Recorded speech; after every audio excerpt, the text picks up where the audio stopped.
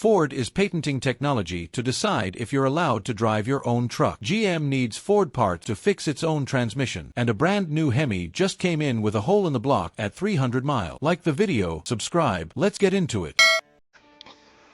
Hey, the real question is this. Why do I need a bill to give me permission to repair something I already own? Think about how absurd that is. I buy the vehicle, I pay the sales tax, I pay the registration, I pay the insurance, I pay for the fuel, I pay for the repairs, but somehow the government and the auto manufacturers act like they are still the ones in charge. That's not ownership. That's control. For decades, Americans could open the hood, grab a wrench, and fix their own vehicles. Now, the manufacturers lock everything behind software, encryption, proprietary tools, and dealer access only. And where's the government? They're standing right beside them, helping build the walls, helping protect the monopoly, helping turn customers into hostages. The auto manufacturers, they don't want independent mechanics competing. No. They don't want you repairing your own vehicle anymore. They don't want freedom. They want dependence, because dependence is profitable. And government loves dependence too. A citizen who can take care of himself is hard to control, but a citizen who needs permission for everything is easy to control. That's how they look at it. That's why every year there's another regulation, another restriction, another excuse, another piece of your freedom carved away and handed to some corporation with a lobbyist. The right to repair shouldn't even exist as a debate. The day I buy this vehicle, every piece of information, every diagnostic code, every repair manual, and every tool needed to fix it should belong to me. Period. Because if government and corporations can tell you what you're allowed to do with your own property, then they don't view you as an owner. They view you as a customer to exploit and a citizen to manage. And I'm tired of both. You bought it, you pay for it, you can't fix it without their permission. That's not a car, that's a subscription you can't cancel. This is why newer cars cost more to repair. Around 2008, we started going from older design cars like this to newer design cars like these. And inside these newer design cars, computers control everything inside the car. And don't get me wrong, computers control things in these cars, but the software is simple and never really needs to be changed. But with the newer designs came more features, more computers in it, and more complex software. And now anytime you do a major repair to one of these vehicles, it requires software programming. And while my Chinese launch scanner can do some of the programming, most of it has to be done with a factory scan tool. Now, a factory scan tool, or pass-through device as they call them sometimes, is not cheap. You're talking a couple $1,000s. Then once you buy a factory pass-through device, you still have to buy the software, which from GM is not cheap. Nissan's pretty expensive as well too. But the expense is 100% necessary, because without it, the transmission in the car just won't drive right after repair. So now every time a Chevy comes in or a Nissan, I gotta add another $300 onto their transmission bill just to make sure it works right. But on this old Pontiac, we could swap the trans and program the keys without even touching a scan tool or a computer. But this new Cadillac will not run without a new transmission unless it's programmed, because the computer is inside the transmission.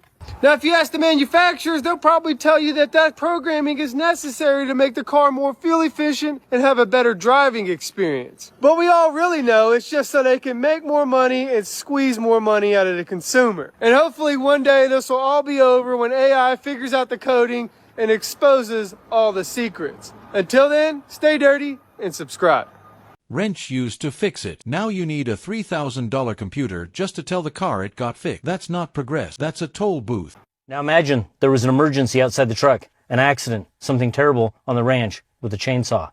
And I jump in this truck, but the truck it won't shift into drive. Why? Because the cameras and sensors inside this cab won't let it shift, because it detects my eyes are big, there's a lot of emotion, there's some panic, and it doesn't feel that I'm fit to drive. Now that's not science fiction, that is happening because Ford just filed the patents. Ford actually has a series of patents down at the U.S. Patent and Trade Office that deal with the sensors and cameras inside the cab of their truck. And if the sensors in that truck determine that you're not fit to drive, that truck will not actually shift from park to drive. Your truck decides if you're allowed to drive it. You paid $70,000 for a car that can say no. Here's why you can't go to a junkyard and get a part for cars today. Okay, let's just say back in the day, your dad, or even you, a couple years back, you wanted to, you needed a new part. You're like, you know what, I'm not going to go to parts department. I'm going to go out to the junkyard. I'm going to get a new headlight for this. I'm going to replace the headlight, right? Well, this is what happens. If you go get a new headlight and you put it into this thing here, what's going to end up happening is all of a sudden, you're going to get into your car and your display is going to be dead. It's just going to go limp. What happens is each part today that car companies make has the VIN number into it. It's etched into it. It's connected. So when you connect this to the car and it's a different VIN number, it's not going to work. It's a way for these companies to make sure that they hold on to you and you keep going back to them and you keep paying their prices. Instead of saying, hey, you know what, I'm going to save some money. Instead of me paying $500 for this headlight, I'm going to go to the junkyard and pick one up for $50, right? Can't do that anymore. Another piece of America gone. That was the thing. That's why you see a lot of these junkyards going out of business, because you're not in business. You could take a car like this. Let's just say this car gets totaled. And a junkyard's like, oh, I'm going to just take it strip it for parts. Well, who the hell are you going to sell the parts to? It doesn't work. You can't replace it with anything. So it's over. It's game over for the junkyards. It's game over for you. The manufacturer wins. They keep doing what they do, which is screwing you over. And that's basically the fleecing of America. $50 junkyard headlight. Dead display. Manufacturer win. That's not engineering. That's a hostage situation with a warranty card. The future of cars just got a little brighter. This is why nobody wants electric cars, and Honda just proved it. If you haven't heard, Honda just threw in the towel and quit making EVs. Even though their EVs were pretty decent. I mean, they almost sold 40,000 of them in 2024 and had pretty good numbers last year. But now sales have started plummeting after a tax credit was discontinued. We've known for years that most of the US market doesn't care about EVs and doesn't really want them. And most people that bought them initially turned out to regret it and ended up losing a lot of money through depreciation. So now everybody doesn't want to touch an EV, especially us mechanics. I mean, that basically turns us into electricians, and I don't own a skirt or put my tools in a purse. But it's just funny to me that years ago, people thought EVs were the future and they were so much better and everything was going to be so great when we had EVs in the future. And now all they are is a box that barely makes it 200 miles with a fancy iPad in the middle. I mean, they do go pretty fast and that's cool. But who cares if you can only go 200 miles and then have to charge for 8 hours?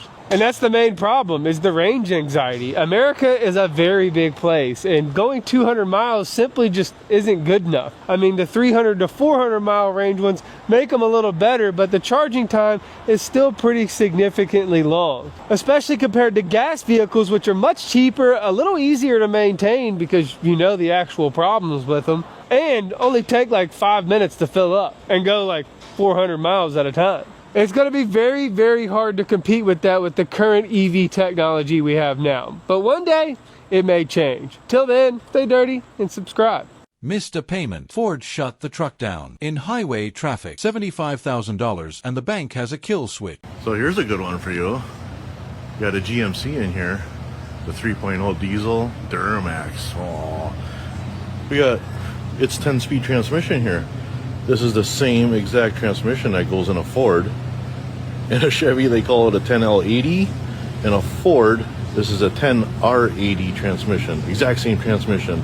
But Chevy thought that the pump gears were too loud because they were straight cut gears.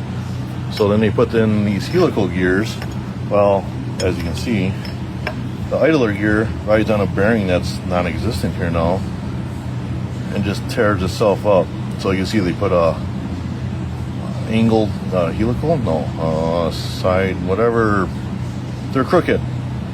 They're supposed to run smoother, quieter, and well, obviously the side load puts stress on that bearing. It can't take it. I gotta get that race off of there. Obviously that's junk. So the fix for this,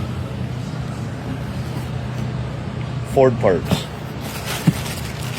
Ford uses what the manufacturer of the transmission actually wanted in there, and that is a straight cut gear. That is the main gear. There's the idler gear. The one down in there goes on the pump, which is right here. There's the pump gear slash cut. So if you want to fix your Chevy, you got to use Ford parts. We got a 650 Hemi with 300 miles on the clock. And it's got a hole in the block. Whoopee! Chevy changed the gear to make it quieter. Now it destroys itself. The fix is Ford part. GM can't even fix GM with GM. We have a crazy one in the shop right now. Believe it or not, we have a windshield washer fluid tank that's leaking fluid, and it's not leaking washer fluid, it's leaking engine coolant. So this client came in with a 2021 GLC 63 with only 47,000 miles. Came in with a low coolant light right on the dash. So we come look at the reservoir on the coolant tank. So this is your engine coolant tank, and it's super low.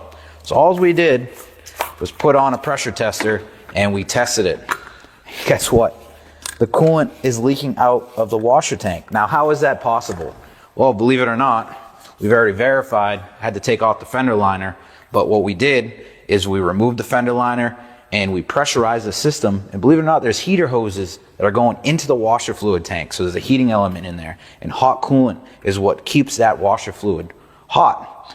And what we found is there's a pinhole leak in there, and it's actually filling up the washer reservoir with coolant. That is pretty crazy. Germans, I mean, I don't know how they're thinking of this stuff, but that's becoming a very big problem, and we've been seeing it on the forums. So I'm going to pump this up, get it nice and tight, just to show you how crazy this is. So let's see. Might take some time.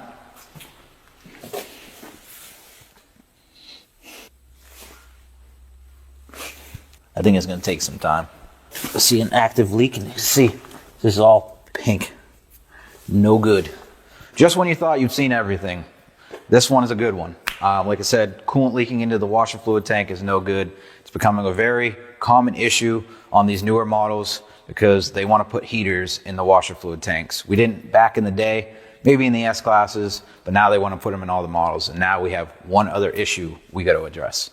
Can't fix it yourself. Can't use Junkyard part. Bank can shut it down remotely. And GM needs Ford parts to fix its own transmission. You don't own the car anymore. You just make the payment. Drop a comment. What would you rather drive? A 1990s truck or anything built after 2020? Subscribe. There's a lot more coming.